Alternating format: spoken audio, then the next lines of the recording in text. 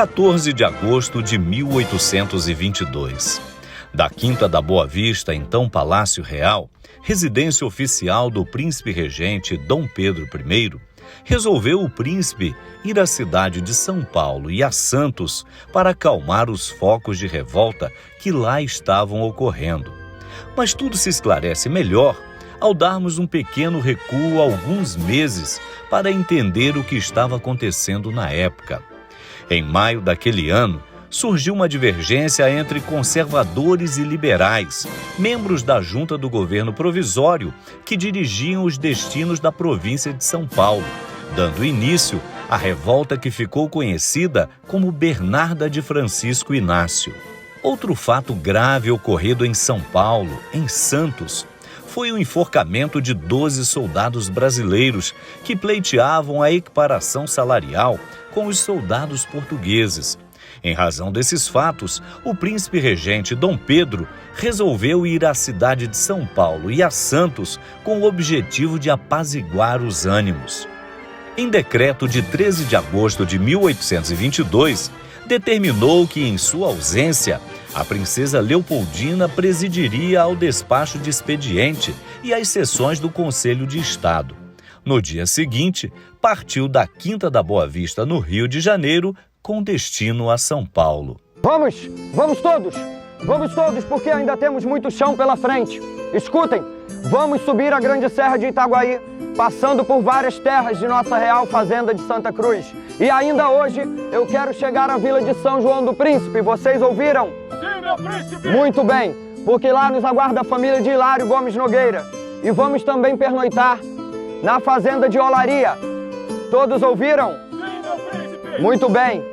E até a grande caminhada até São Paulo, encontraremos no caminho meus amigos fiéis fazendeiros de Serra Cima. Todos ouviram? Sim, meu príncipe! Estão prontos? Sim! Então vamos! Eu sou Hamilton Nascimento e estarei conduzindo vocês pelos caminhos da independência. E vamos contar com a assessoria da historiadora regional Miriam Bondim. Miriam, nos situe um pouco sobre o lugar que nos encontramos neste momento. Então, Hamilton, estamos aqui em frente à sede do Batalhão Vilagã Cabrito. É um batalhão de engenharia do Exército Brasileiro que foi instalado aqui em 1947. Mas que esse prédio, que hoje abriga o batalhão, é muito histórico, marcou muita presença na história do Brasil, principalmente ligado ao caminho da independência.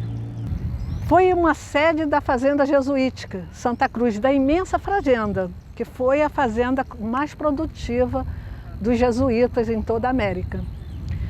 Eles ganharam, a história dessa fazenda ela é marcante na história do Brasil, quando já todas essas terras foram doadas ao Cristóvão Monteiro por ter lutado contra os tamoios, na destruição dos tamoios no todo o Rio de Janeiro, principalmente nesta área. Ele ganha dizendo que ainda tem tamoios em 1567 para destruir, para guerrear. Ele ganha as terras e se estabelece na região, mas depois da sua morte, a viúva doa metade das terras aos jesuítas. Eles negociam a outra metade com a herdeira e ficam donos dessa grande sesmaria que foi primordial aqui na fundação do Rio de Janeiro. Aos poucos, os jesuítas se estenderam essa fazenda serra acima, comprando, negociando, e a fazenda tinha sua sede aqui, mas seguia por São Jomar, Piraí, Paracambi, Seropédica, Vassoura, atravessava até o Paraíba do Sul. E no caminho da independência, ele veio da Quinta até Santa Cruz e dormiu aqui, pernoitou, saindo daqui no dia 15 de agosto de 1822, rumo ao Ipiranga. E seguimos em comitiva, e vocês vêm com a gente, e não pisque, pois num abrir e fechar de olhos estaremos desvendando e conhecendo os caminhos da nossa história e onde ela aconteceu.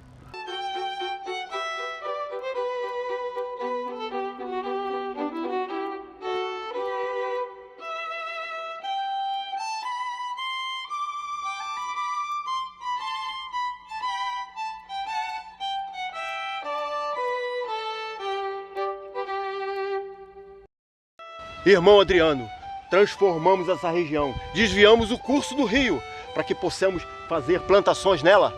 Exatamente, irmão Nilo. Nós fizemos muitas benfeitorias aqui na Fazenda Santa Cruz, essas terras maravilhosas da nossa colônia aqui no Brasil. Nós fizemos a abertura dos canais. A gente deve também construir várias casas, abrindo cada vez mais as possibilidades do nosso trabalho. Esses canais maravilhosos que foram abertos para as plantações de arroz, feijão e anil é muito importante para o desenvolvimento de todo o trabalho nessa região. Sim, irmão Adriano. Então cuidemos para que invasores não venham a ela. Exatamente. A gente deve assumir todas as precauções necessárias e botar todo mundo em campo para trabalhar. Vamos, irmão Nilo, que São Francisco Xavier nos ilumine. Assim seja.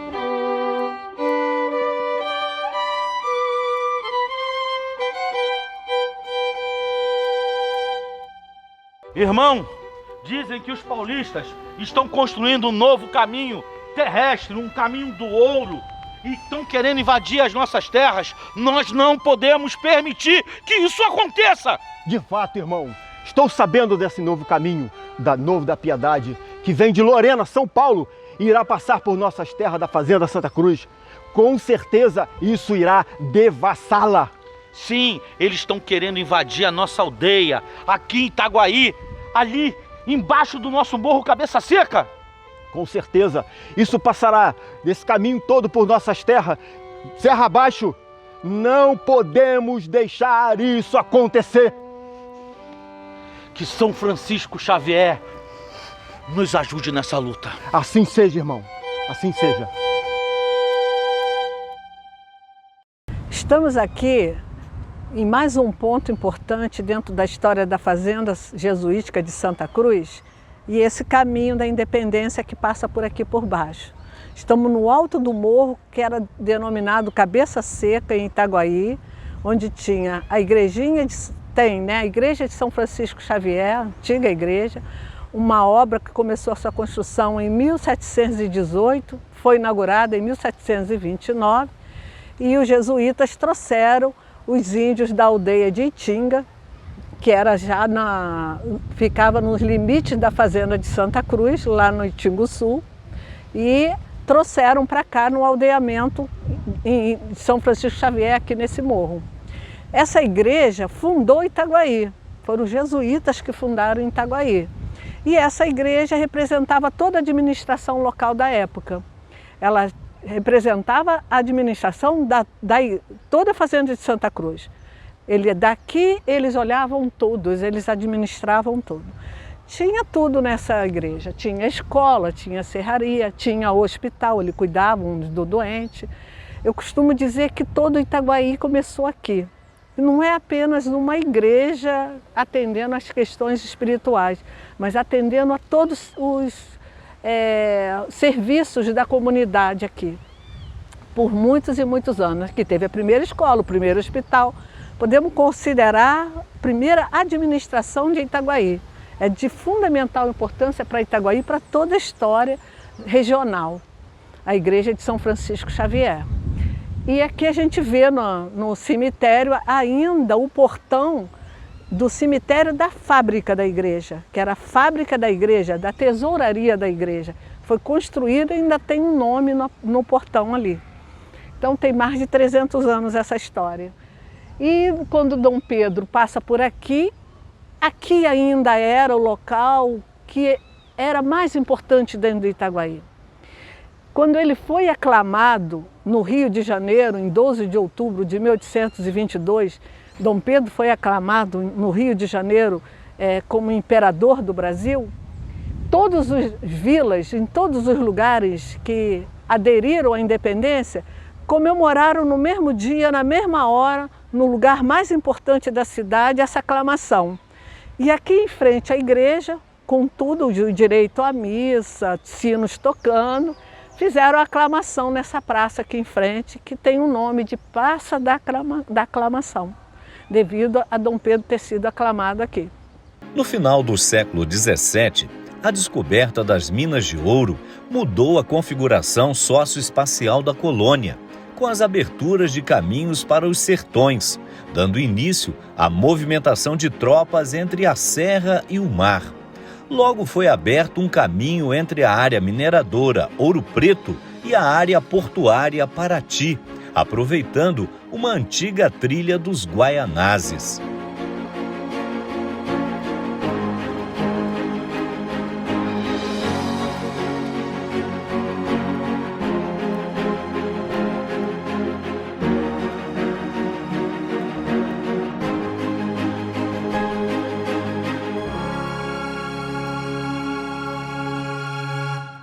Estamos aqui na entrada da Estrada da Calçada, na raiz da serra em Itaguaí, para darmos continuidade à nossa jornada pelos caminhos da independência. A nossa historiadora vai nos situar em relação a este caminho novo.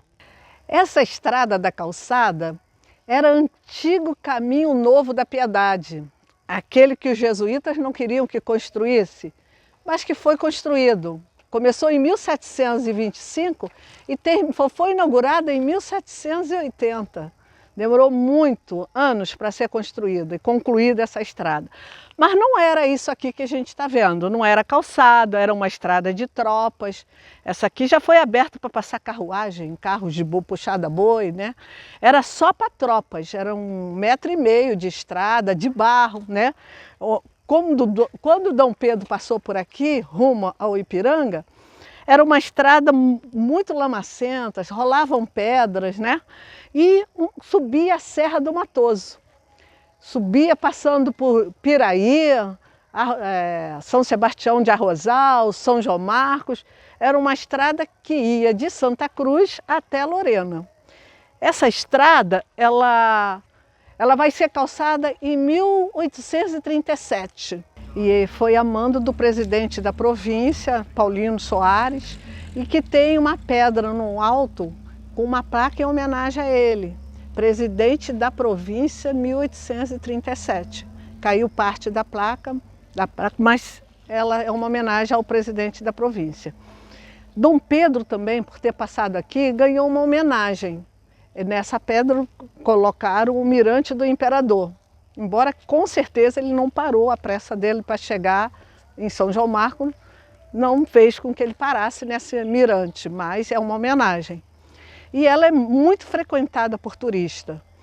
Agora, quem passa por aqui não sabe o quanto foi importante, não pelo fato da independência, mas de toda a movimentação que levava a alimentação para o Rio de Janeiro.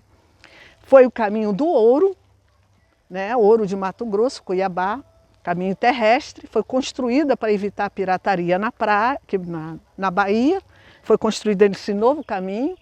Depois foi um caminho chamado Estrada Geral para São Paulo, que segundo Saint-Hilaire, que é o naturalista viajante que passou aqui em maio de 1822, era a estrada mais movimentada do Brasil.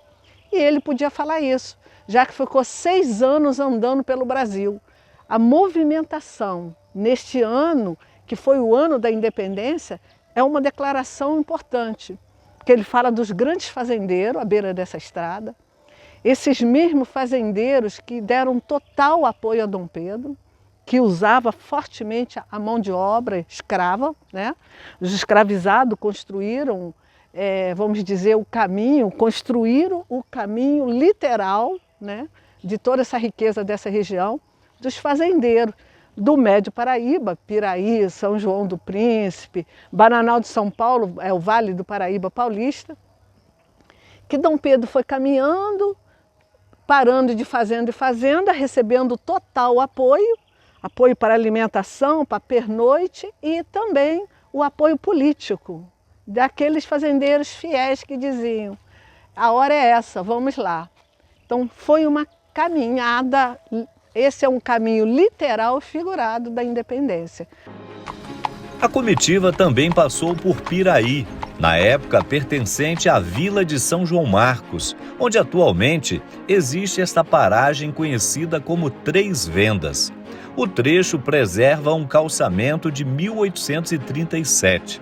É importante ressaltar que todo o caminho novo da Piedade era, em 1822, uma estrada de tropas, de terra batida, com muita lama e pedras.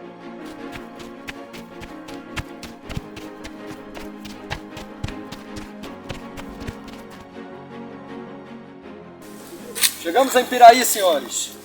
Já estamos nas terras de São João Marcos.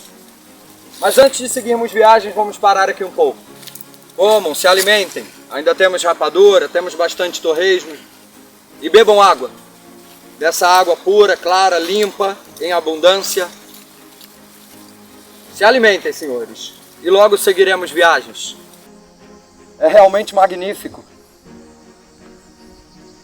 Como são lindas essas terras de nossa real fazenda de Santa Cruz.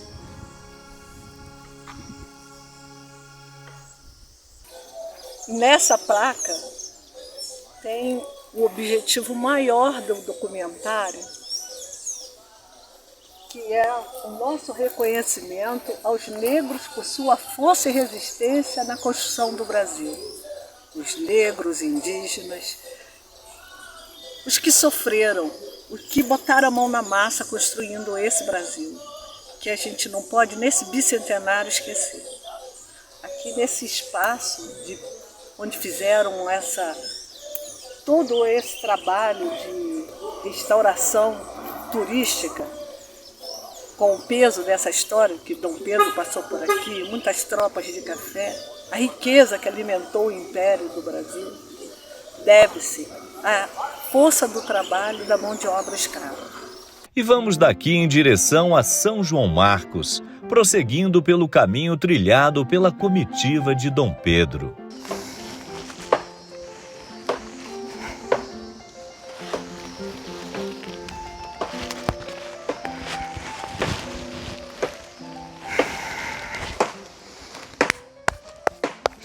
Sendo de veras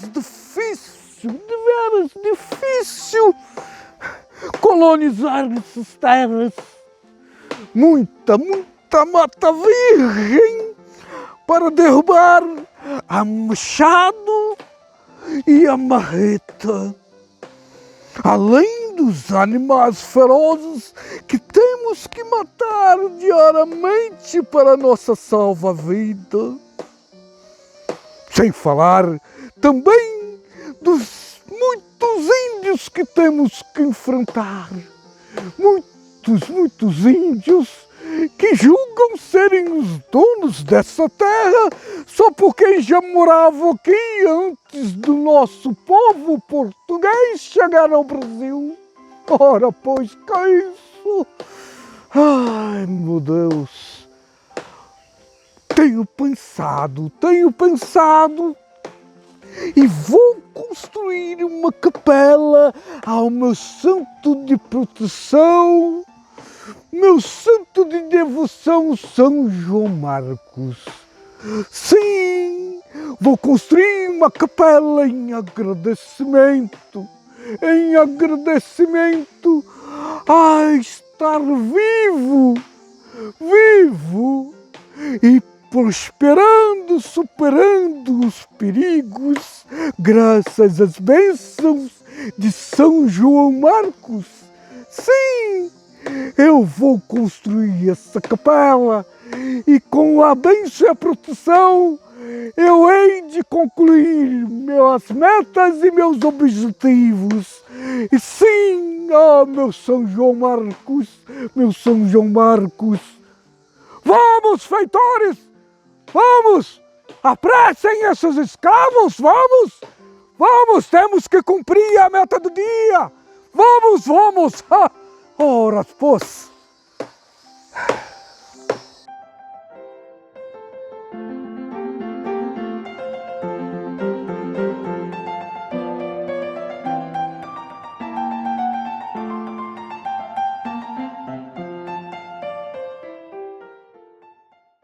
Aqui em São João Marcos, Dom Pedro vai encontrar um panorama bem aconchegante de um grupo que está lhe dando todo o apoio dos fazendeiros. E aqui tinha um importante fazendeiro, Hilário Gomes Nogueira, que era dono das terras que iam de São João Marcos até Bananal de São Paulo, até a fazenda Três Barras. Ele morava aqui na fazenda Olaria era a sua fazenda de morada, ele com a sua esposa Maria Josefa Nascimento. Mas nesse momento ele está em Bananal por encontrar-se adoentado. As terras de São João Marcos vinham tendo destaque desde a plantação, do abastecimento do Rio de Janeiro, na alimentação, né, de subsistência, como na plantação de café. Nesse momento, vinha se destacando como o berço da expansão do café. Em São João Marcos e Resende foram os lugares de primeiro plantio do café no Médio Paraíba. Então, São João Marcos, Dom Pedro vai formar aqui, que já esperava por ele, um grupo de filhos do próprio Nogueira, e os amigos, né, ligados à família parentela de Nogueira. Vai formar a guarda de honra, vai sair daqui com 4 acompanhantes formando a sua guarda de honra, vai partir de São João Marcos, né? Vai sair os 2 filhos do próprio fazendeiro, Hilário Gomes Nogueira, que é o Luiz Gomes Nogueira, Cassiano Gomes Nogueira, vai sair o Joaquim José de Souza Breves, que nesse momento é um jovem de 17, 18 anos, mas que mais tarde vai se destacar como o rei do café, né? O maior cafeicultor do Brasil e o maior escravocrata também do país. E também vai acompanhar o Floriano Rios Sá. Eles vão sair aqui no dia 16 de agosto de 1822. É importante a gente frisar que o Hilário Gomes Nogueira era o dono dessa terra. Ele é apontado por Ascendino Dantas como o fundador de São João Marcos. Foi ele que cedeu essas terras da fazenda para edificar a vila em 1811. E a vila vai nascer com o título de Vila de São João do Príncipe, em homenagem ao príncipe regente Dom João, quem vai conceder o título de vila a São João Marcos. Então a gente vê como o Hilário já estava, o próprio São João Marcos, ligado à questão imperial, a ligações com o governo, com a corte no Rio de Janeiro, dando total apoio. A gente está falando do grupo que deu apoio. São João Marcos, que era uma metrópole, vamos dizer, aqui da região, porque vai se destacar assim, nesse momento está começando a crescer, mas tem já um território enorme. Piraí pertencia a São João Marcos, Rio Claro, hoje é São João Marcos que pertence a Rio Claro, nós estamos em terra do município de Rio Claro, mas naquela época São João Marcos que era o município, a vila central. Era um município muito grande, de terras muito férteis e com fazendeiros em grande destaque nessa região toda. Vamos, Luiz, não temos tempo a perder.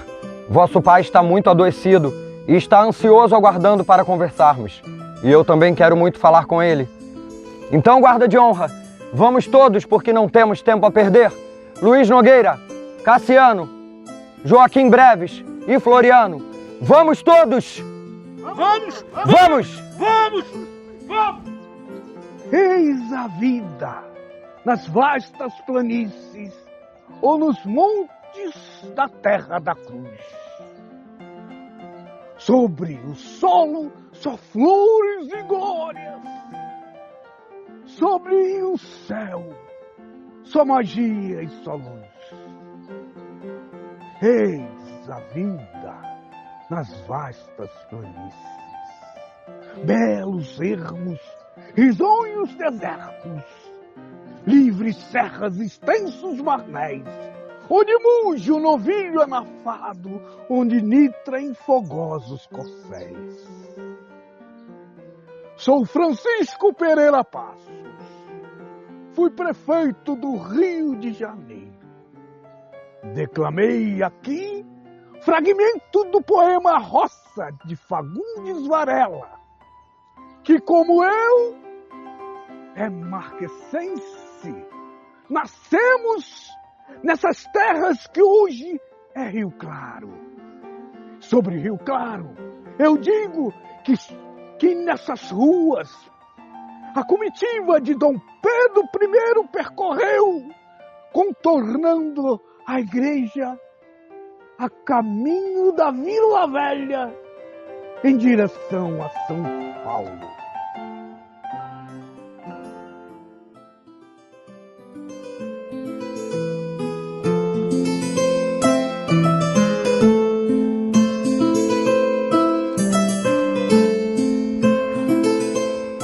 Que maravilha essas terras! Que bom que aqui paramos, na freguesia de Nossa Senhora de Piedade de Rio Claro. Vejam que maravilha essas terras e essas águas limpas e cristalinas, perfeitas para as criações e as plantações. E muito me alegra ver que por todo São João Marcos se está investindo na produção do café. O clima é perfeito e dará muito certo. Dará muito certo. Uma maravilha esse lugar.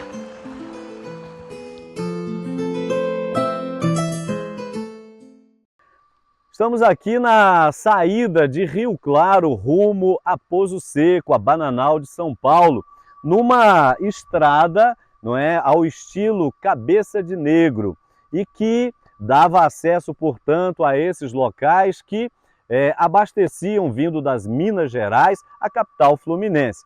A Miriam vai nos falar um pouquinho a respeito desse trecho e a importância justamente da nossa, aqui até então, freguesia de Nossa Senhora da Piedade. Miriam. Então, é muito encantador estar aqui nesse lugar lindo, né? Num trecho bem conservadinho aqui do calçamento dessa estrada, que no princípio era toda de barro, que era o caminho novo da Piedade, o caminho do ouro, né, de Cuiabá. Depois vai se tornar na Estrada Geral de São Paulo, né, o Caminho Geral de São Paulo, e que vira o Caminho da Independência, porque foi por aqui que Dom Pedro passou com a comitiva rumo ao Ipiranga. Passou pela freguesia de Nossa Senhora de Piedade, de Rio Claro, que na época era freguesia, pertencia a São João Marcos, então era quando ele passou, era terra de São João Marcos, ou São João do Príncipe, né, na vila de São João do Príncipe, e que era de uma importância incrível como via do abastecimento do Rio de Janeiro, da corte no Rio de Janeiro. Por aqui passavam centenas de boiadas, alimentos que vinham de Bananal de São Paulo, principalmente, né, Poço Seco, Bananal de São Paulo, ia pegando toda essa alimentação que seguia rumo, no caso, a estrada e até Itaguaí, Santa Cruz. E daí a importância dessa estrada e essas pedras aqui, portanto, testemunharam a passagem do príncipe, né, do nosso imperador, com toda a sua comitiva, rumo ao Ipiranga. Quer dizer, se as pedras falassem e nos reportassem aquele momento, nós estaríamos aqui assim contemplando essa cena que marcou a história não apenas da nossa região, mas sobretudo do nosso Brasil. Em alguns trechos eles até colocaram um pouco de pedra, a maioria era barro mesmo. Era uma estrada de tropas, né? Era quase isso aqui, um pouco menor assim. Mas com o acesso do café, do escoamento do café, é que foram melhorando. Dom Pedro é que vai começar com o calçamento, né? Em 1833, vão começar a fazer as melhorias nas estradas, que eram estradas de tropa, era esse o termo usado, estradas de tropa. Estradas de tropa. O Saint-Hilaire passa por aqui reclamando nesse trecho, que é muito barro, muita pedra, ele passa exatamente nesse trecho, entre Bananal e 1822, e reclama que eram muito íngremes, e as pedras se soltavam, pedras naturais, né? Depois vão ter esses calçamentos, porque é a estrada mais movimentada do país em 1822.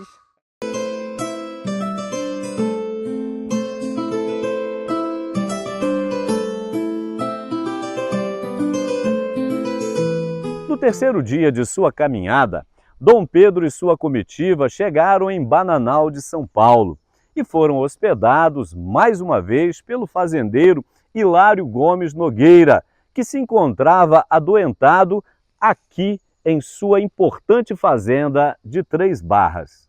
Aqui na fazenda de Três Barras de Bananal de São Paulo, Dom Pedro tinha o apoio do grande fazendeiro Hilário Gomes Nogueira, que era capitão das ordenanças de Baependi, da área mineradora. Quando o ouro em Minas foi escasseando, ele comprou uma grande propriedade em ouro, né, em barra de ouro, por 800 mil réis, que vinha de São João Marcos até aqui Bananal de São Paulo, a Três Barras. Era essa grande fazenda, todas essas terras pertenciam à família do Hilário Gomes Nogueira. Ele estava adoentado aqui na casa dos seus familiares, mas morava em São João Marcos. Desde 1785, que ele comprou as terras, ele morava em São João Marcos. Ele é até considerado fundador de São João Marcos, por ter cedido terras para a construção da vila. E ele estava nos seus últimos dias de vida, né? Num mês depois que Dom Pedro passou por aqui, ele veio a falecer. E foi enterrado lá na matriz no cemitério da matriz de São João Marcos, de São João do Príncipe na época. Dom Pedro passa por aqui, confirmando seu apoio, porque todos esses fazendeiros queriam que ele continuasse, né?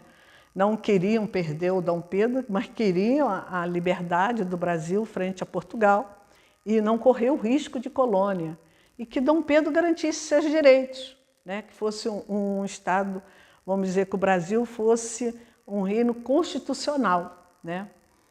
E que eles pudessem continuar mandando, né? Quanto à questão do sistema escravista, né?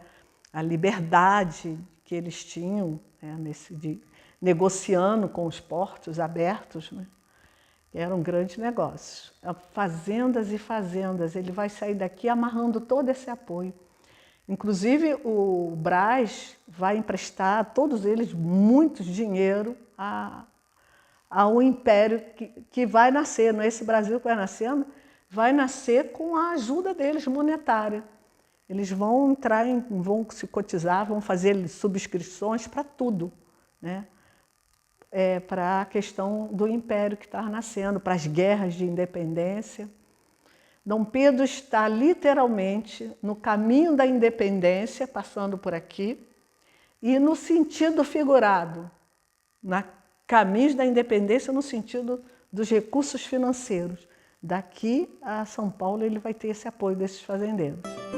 Amigo Hilário Gomes Nogueira, quero agradecer ao seu apoio nessa empreitada, agradecer pela hospedagem aqui em São João do Príncipe, em Bananal.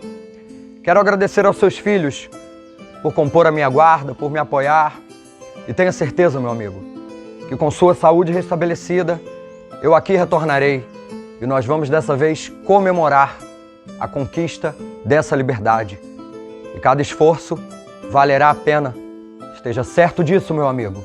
E no dia 7 de setembro de 1822, próximo ao Riacho Ipiranga, quando recebeu as correspondências de José Bonifácio e da princesa Leopoldina, entregues pelo mensageiro Paulo Bregaro, Dom Pedro motivado pelo total apoio que vinha recebendo de toda a elite ruralista da região de Serra Cima e dos demais produtores do sul-sudeste brasileiro, pronuncia: Meus amigos, estão para sempre quebrados os laços que nos ligavam ao governo português. E quanto aos topes daquela nação, convido-os a fazer assim. Será nossa divisa de agora em diante: independência ou morte!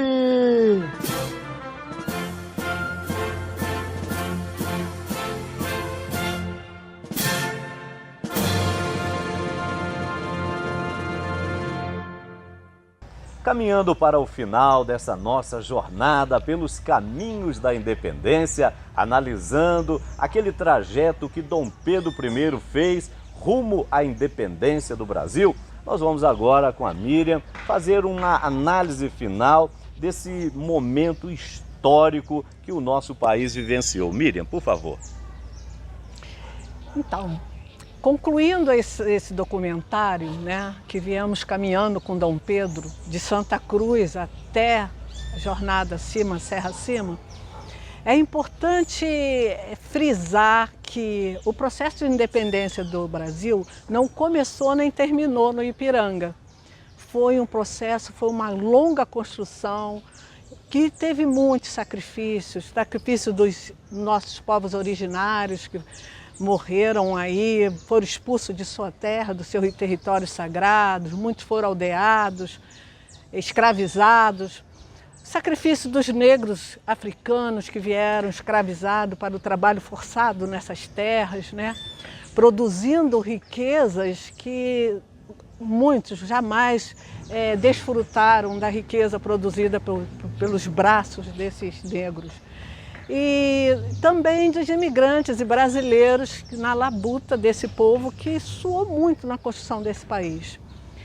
E nesse caminho, esse lugar onde nós estamos, em Rio Claro, que hoje compreende o grande município de São João Marcos, que era um dos mais poderosos no caminho de Dom Pedro, né, rumo ao Ipiranga, que deu todo o suporte nessa caminhada. Esse roteiro, Rio Claro, talvez seja o maior de todos, literalmente falando, no caminho, longo caminho, que hoje não dá para fazer todo ele porque a represa está no meio do caminho, mas que no sentido figurado foi muito importante no apoio a Dom Pedro durante essa construção do país, né? Mas a importância de se frisar esse trecho absolutamente original e importante nesse novo caminho para o desenvolvimento, como você bem disse, é a estrada mais movimentada do país até então, não é? E especialmente no que toca a este documentário, passada de Dom Pedro por aqui, não é? Rumo então à independência do Brasil. Sim, é muito interessante você realçar a importância desse local. Nós vimos que Dom Pedro saiu da casa, da fazenda de Hilário Gomes Nogueira, que era o fazendeiro de São João Marcos, que encontrava-se doente, foi a Bananal de São Paulo por terras que o Hilário também possuía, as terras iam de São João Marcos a Bananal de São Paulo, olha quantas terras tinha esse homem. E lá recebeu Dom Pedro também de novo na sua fazenda Três Barras, né? Estivemos no caminho, né? Em todo esse caminho. Os filhos deles dando total apoio, filho, genro, que foi desde o levantamento do Fico, que saiu por aí pegando assinaturas, né? O genro e o filho do Hilário, né? Para o Fico de Dom Pedro, organizando grupos que desceram para dar o apoio na segurança nos portos. Como os fazendeiros desta região estavam engajados nessa empreitada, né? Como foram importantes. E no depois que nós não seguiremos aqui, vamos parar, mas a explosão de São João Marcos, das terras de Rio Clarense, né? Como os maiores produtores de café, logo durante a construção desse país, em 1940. O café se torna o maior produto do país e essa área aqui é a maior produtora. a importância turística, Miriam, por favor, para a gente ter uma palavra final. O turismo aqui tem tudo para dar certo, porque tem a beleza do local que ainda está muito bem preservada, rios, cachoeiras, serras, né? Represa. A história fortíssima, né? A subida da Serra da Calçada, ali no Matoso, na Serra do Matoso, fazendas incríveis, históricas, da época de Dom Pedro. Elas já estavam ali, aquelas fazendas que hoje nós chamamos do entorno do Circuito de São João Marcos. Tem um projeto chamado Circuito de São João Marcos, um projeto turístico, que faz toda essa divulgação histórica do entorno do Parque São João Marcos, que está no meio de toda essa riqueza turística que nós temos aqui, né? Entre essas serras de Rio Claro, cachoeiras, Lides, Rio Claro, Passa Três. Temos a Serra do Matoso, a Serra do Piloto, que era São João Marcos, com fazendas de 1764, recebendo pessoas, oferecendo almoço, né? Empório da Barreira, que era a barreira que cobrava a cobrança do café. Nós temos uma estrutura que dentro desse contexto, na Serra de Itaguaí, Piraí, parte de Mangaratiba e São João Marcos, dentro desse circuito de Rio Claro, nesse circuito de São João Marcos, que é um grande potencial histórico, que precisam conhecer a história. Tá certo. Precisam vir, nós convidamos. Nós convidamos vir a história. É isso mesmo. Miriam, muito obrigado, viu, pela sua colaboração ao longo desse nosso documentário. Nós estamos encerrando por aqui, mas é claro que a história continua e a sua estada aqui neste trecho de Rio Claro, não é?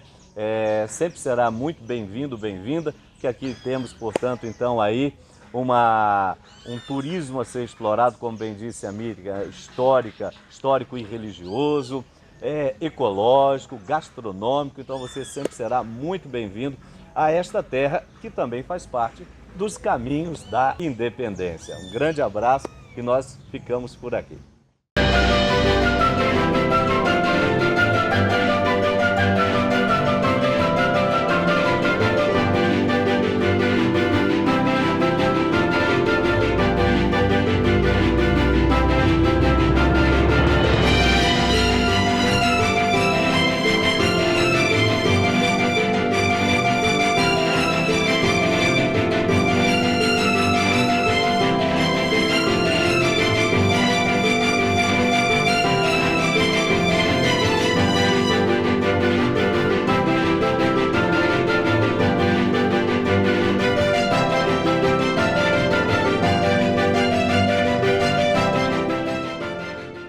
Agora vai acabar com o cipó. Cuidado!